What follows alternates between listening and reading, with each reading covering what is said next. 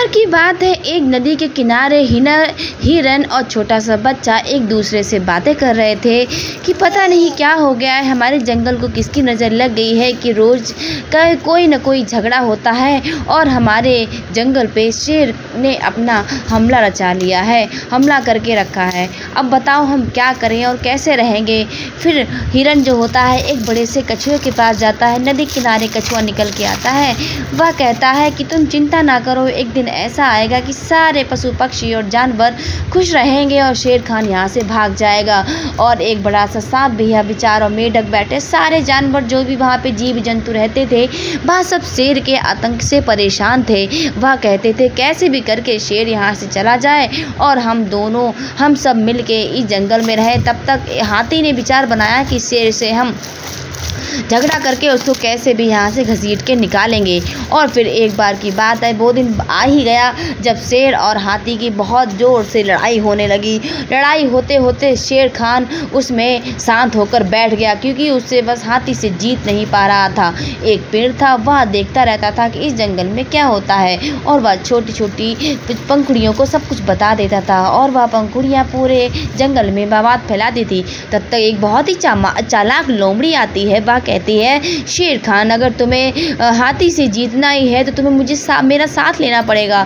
फिर शेर हाथी लोमड़ी का साथ लेता है और दोनों मिलकर हाथी से लड़ने के लिए जाते हैं। लेकिन ऐसा संभव ना था, हाथी बहुत ही शक्तिशाली था और वह उसे जीत नहीं पाता है। तब तक सारे जानवरों ने वहाँ पे एक बड़ा सा घोड़ा था। घोड़ा बहुत ही शक्तिशाली था।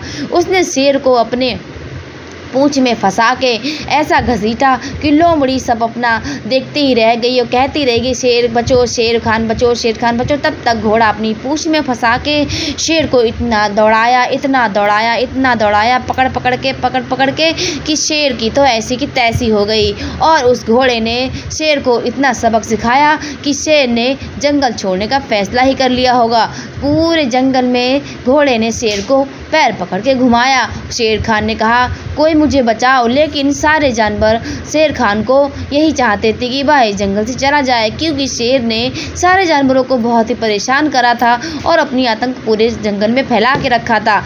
फिर यह पूरी खबर पूरे जंगल में फैल जाती है कि घोड़े ने, हमारे साथी ने शेर खान को बहुत ही मारा है और कूटा है। अब सारे जानवर खुश जाते हैं। शेर अपने बच्चों के पास जाता है और कहता है बच्चों, हमें यह जंगल छोड़ के जाना ही पड़ेगा, क्योंकि यहाँ पे एक बहुत ही बड़ा जंगली घोड़ा है, वह हमें जीने नहीं देगा। हाथियों के झुंड भी बहुत ही तगड़ा था, इसलिए वह हम जीत नहीं पाएंगे। और बच्चों ने कहा चलिए ठीक है, हम लोग यहाँ से चले जाते हैं। सारे बच्चे जाते हैं और पूरे झुंड से माफ़ी मांगते हैं और कहते हैं कि अब मुझे माफ़ कर दीजिए, अब हम इस जंगल को छोड़ के जा रहे हैं, आप लोग आराम से रहें और हमारे पिताजी आपको कोई कष्ट नहीं देंगे। फिर वह शेर और शेर के बच्चे वहाँ से उनसे अलविदा लेते हैं और अपने दूसरे जंगल में जाने का रास्ता खोजते हैं। इसी के चलते ही इस कहानी को तो आपने समझ लिया होगा कि हम हमेशा, हमारा किसी पे